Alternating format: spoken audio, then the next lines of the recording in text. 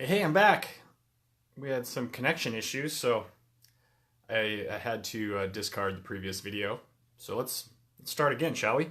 So this is video one of a four-part series. So for the next 3 Tuesdays following today, we are going to be going live at 1 o'clock on Tuesday, and we're gonna lay out a game plan on how you can start and understand how and take action to start building a healthier you in 2019. It's very common for folks to set their goals and their resolutions, and then halfway through January we kind of forget about those. So hopefully this is a healthier strategy for you to be able to take that same path and be more success on the back end of it. So the first thing I want to bring up here is simply we have to evaluate, what kind of changes are we looking to have in 2019. A thought that I want to leave with you right now is that you don't ever stay the same. And if you've lost your health previously, you're never going to go back to the health that you once had. It just doesn't happen that way. Our bodies are constantly developing and growing and evolving year after year after year after year. So that's one thought I want to stick with you, because when we start this time of year and people are beginning to set their goals, it is there's basically two different ways that people focus on health goals. And the first one really is to be symptom focused. Now, the symptom-focused people, these are the ones that set out their goal in a way that is simply, like, I want to lose weight. I want to get out of pain. I want my knees to not hurt as bad when I'm going up and down stairs, or something along that nature, where it's really symptom focused. And the other way to identify that, well, actually, you know what? Give me a second here. I want to dive in on how that symptom focused strategy can it can be misleading, and it can give us mediocre results, if not put us even further backwards, because we're simply focusing on that symptom. The challenge with symptoms is that that's the body's signal telling you that you're just not handling life as well as you could or should be, and oftentimes symptoms can be misleading. We had a woman come to mind here who had some symptomatology of a lot of, say, rib pain down, across her mid-back through her chest. And, we found through basically a series of tests that we do and other things that she had some digestive issues that were causing a lot of that pain. Now, we were able to, help her along in the process of healing, but if we were to simply focus on the symptom itself, we would have never gotten the good results. So it's like phantom pain too, So a story about this real quick on just someone's experience too. So when my mother was in her 30s, she smashed her finger at work and ended up having to have it amputated below the knuckle here. And I asked her later on in life, in the short term, was there a situation where she had phantom pain? And yeah, she did. She had pain. She said it felt like something was stuck underneath her fingernail, and she said it felt that way for years and years and years. But the thing is that she never even had a fingernail there. Okay, that's how misleading symptoms can actually be. Another strategy that people take, other than the symptom-focused goal-setting strategy, is the health-focused strategy. This is where we identify the behaviors and things that are required to make our body healthy, and then we set goals and focus within that realm. Now, the thing about health-focused goals is that they really are, they're belief-based goals. We have to have a certain level of understanding about how our body works, or at least have enough. We at least have to have or pay attention enough in our own lives to see, what's working for us, what's working against us. And, the core elements of this is simply that, give your body what is required to be healthy. So that's our eat well, move well, think well. That's the next 3 videos in the series that we're going to do. We're going to dive into, those 3 categories of stress. So we want to give our body what's required to be healthy. And at the same time, we want to come up with either strategies or behaviors that eliminate and reduce the stress burden of our body. Ill health, in the science community right now, ill health is actually the result of an individual who is not adapting in their own environment as efficiently as they could or should. There's even been recent longevity studies and studies on aging that show that the old way of thinking was, our bodies accumulate damage over years and years and years and years and years and years and years, and that's what actually creates aging. And now what they're believing is that as we age, our bodies get less adaptive. Some of that may be due to DNA. Your body's just less adaptable. Period. So we can dive into that a little more. If you have questions, you can feel free to interact on this, particularly with that. So, but when your body becomes overwhelmed by stress, just like if we were to put this in terms that everyone can grasp, it'd be like if you overload a circuit in your house. You plug all your appliances into one circuit, you're gonna blow a fuse. You're gonna blow a breaker, right? It wouldn't make sense to start pulling apart your appliances and digging in there, but you got to go, hit the breaker again. But what happens if you keep all your appliances back in there, plugged in? You're going to end up in the same situation. So that is that's the process of eliminating stress. Now, there's a neuro component to this. Our brain is what allows us to perceive our environment and adapt within our environments. So I have to take this moment to really briefly lay the bare bones basics down on how the body works. So our brain is constantly perceiving our environment. Internally, externally, and then it's got to process a whole bunch of information, and then it's got to allow our body to respond in that environment appropriately. And the body's always trying to survive, so that's what I mean by appropriately. If there is any disturbance in the way that the brain's perceiving information, then problems can arise. All right, that's actually where chiropractic steps in.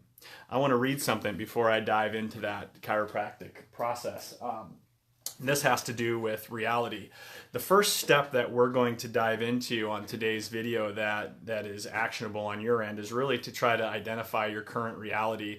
What challenges are you facing, or what improvements are you seeing that you want to, what kind of momentum do you want to keep building? But I want to read you something real quick on reality. I found this really interesting and cool enough. I don't know if this is backwards or forwards on you, but this is from the book Reality Check. In the Reality Check, it states here that the scientific community is finding that the brain is very well at retaining adaptability, and we're able to adapt to stress throughout our lifetime. But it's also really clear that our realities are very, there's no one reality, because our reality, here, let's see right here. So most of what you perceive as reality is simply what your brain considers reality to be, or your brain's translation and interpretation of all of the information it gets from its senses. So we have 7 senses, all right? We have the eyes, nose, taste, ears, touch. We have proprioception, so body sense, your brain's, interpreting where your body is in space at all the time. And then we have this balance sense as well. And those senses are responsible to integrate those sensory components is responsible to showing us what our current reality really is. Now, here's what the interesting thing is that it says right here, it says, with this in mind, can you be sure that what you see is a complete and accurate reflection of what is in front of you?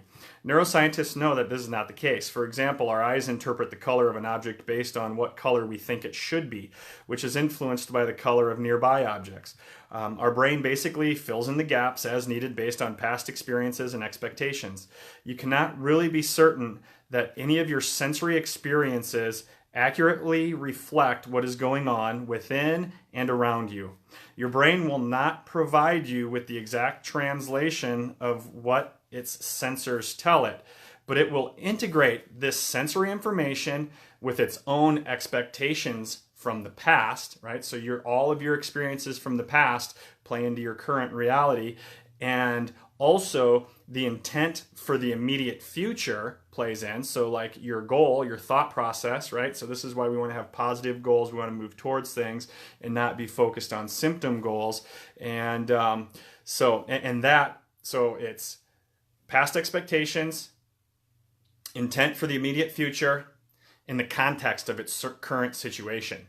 So if you take something out of context, then you can really be set astray. I'll give you an example of how this works when you take it out of context in terms of reality. So here's my reality.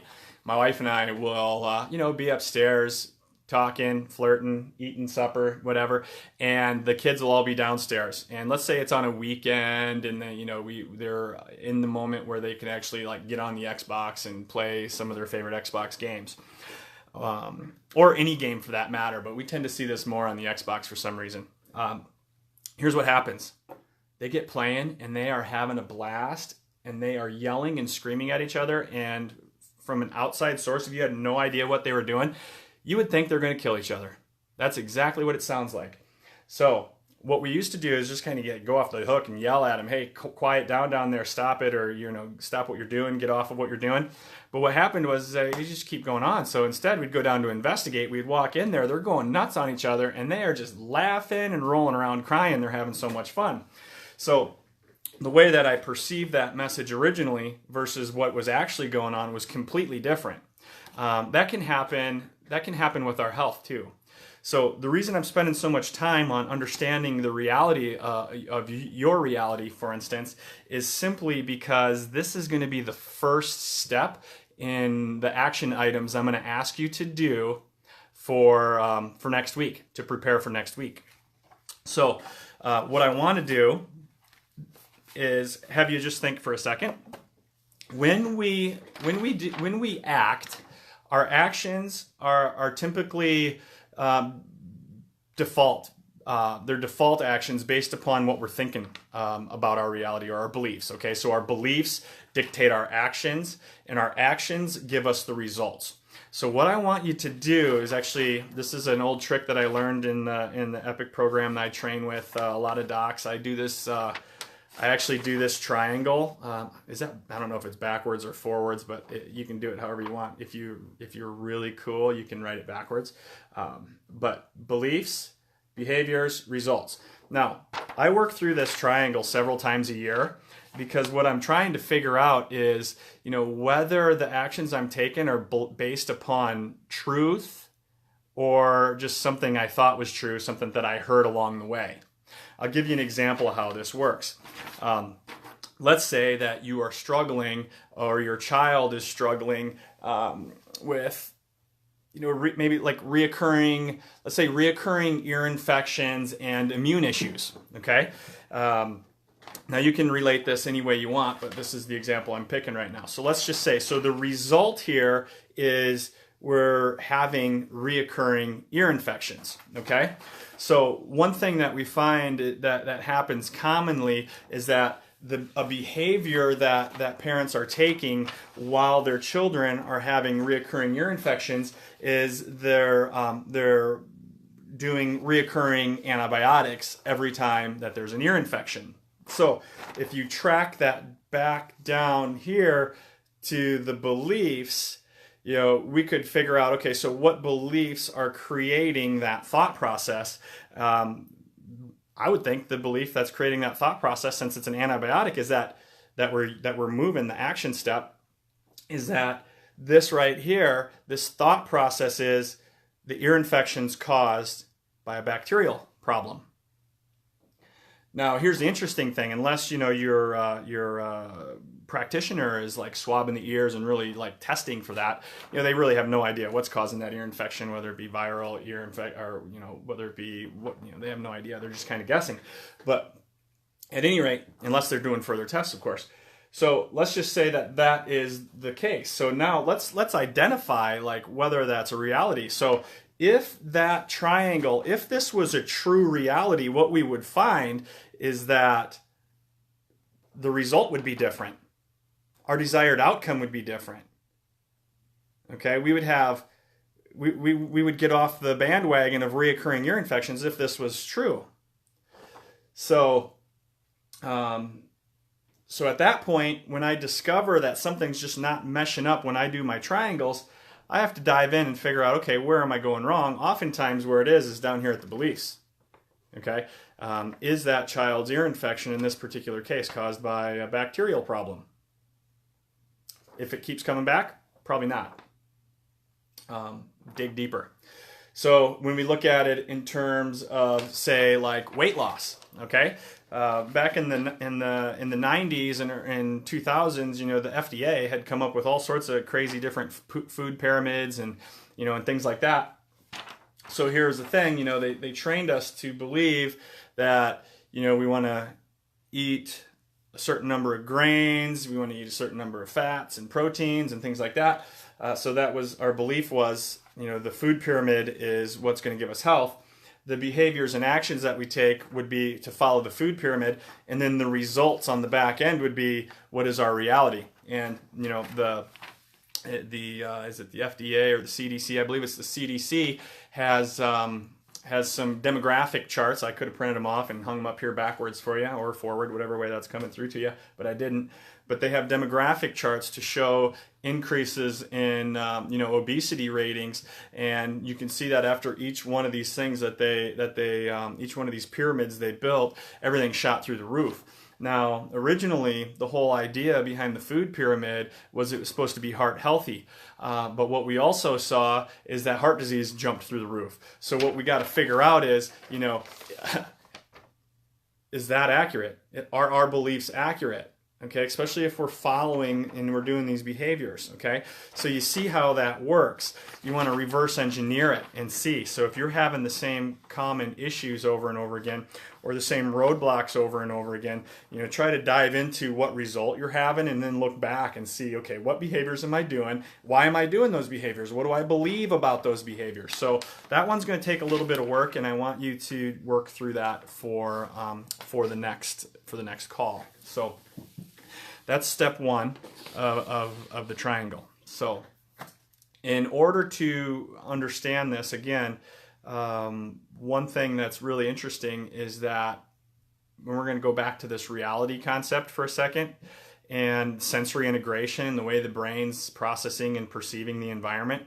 If this time of year, like weight loss and pain reduction, things like that, are such common goals for folks that I want to give you a little heads up here. So here's the thing: if there is poor mechanoreception, so when we talked through the senses, there's this body sense, right? That's the sixth sense or the seventh sense, depending. You got balance and body sense are the two that aren't talked about.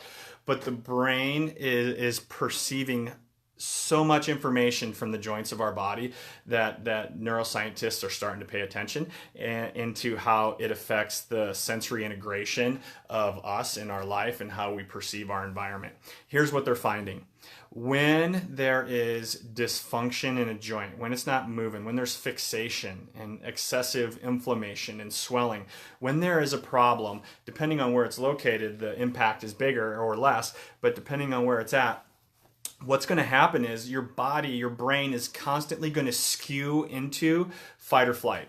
So we live in a modernly stressful world anyway. So think about this for a second. If you're crawling out of bed and you're subluxated, or your spine is misaligned and fixated and stuck and you're stiff and you're waking up that way, your brain at a subconscious level is already perceiving stress. It's already kicking you into the stress response before your feet even hit the floor. Okay? So one thing that we know for sure is that when the body is cycling stress hormones, we're in more of that defense mode, and you can't go into like growth and repair mode while you're in defense mode. So the point being is that we're going to talk the next 3 weeks about eat well, move well, think well, but today we have to talk about processing well, how to get your body processing well. And if you don't have a chiropractor checking your spine and nervous system to make sure that things are moving properly and helping your brain integrate your environment properly, then you're on an uphill battle. Everything's just going to be harder.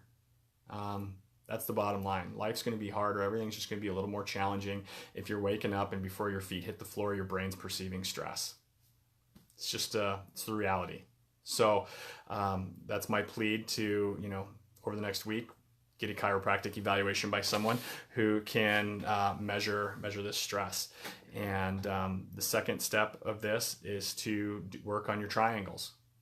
Figure that out. Okay. Now, the next three classes or conversations are going to be in the realm of eat, move, and think. We're going to tackle eat first, since that's an easy one. I'm sure we all know some things that we could change right away there. So we're going to tackle that, and we're going to get to the science behind some of the things that are out there, and try to clarify belief structures about food, and then we move into move or think. So thanks for watching. If you have any questions, you can comment on this video, or you can comment into the actual event page for the Rebuild the Temple, or private message us, or however you want to do it. The idea here is that we want to help you have an awesome 2019. So have a wonderful day, and peace.